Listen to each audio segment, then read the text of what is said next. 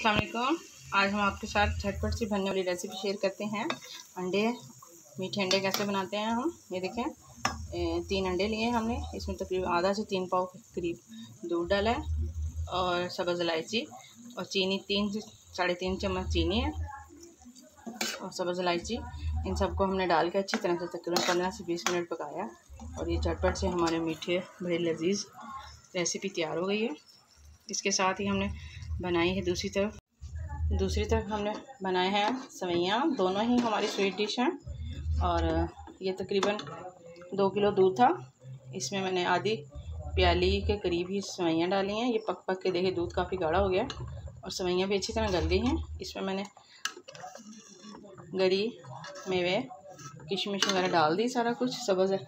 और इसमें मैं डालने लगी हूँ तकरीबन 4 से 5 चम्मच चीनी के। हस्बे जायका चीनी डालें आप इसमें अपने टेस्ट के हिसाब से। माशाल्लाह से बड़ी लजीज और झटपट सिंपल सी बग़ैर ऑयल बग़ैर घी के सेवइयाँ दूध वाली गाढ़ी तैयार होती हैं। इसमें अब हम सब्ज़ इलायची डाल देंगे सब्ज़ इलायची और थोड़ा सा चंद कतरे रियो केवड़ा के। ये स्वीट डिश में बहुत अच्छा लगता है और इसकी खुशबू माशाल्लाह से बहुत प्यारी आती है। ये हमारी दोनों डिशें तैयार हो गई हैं।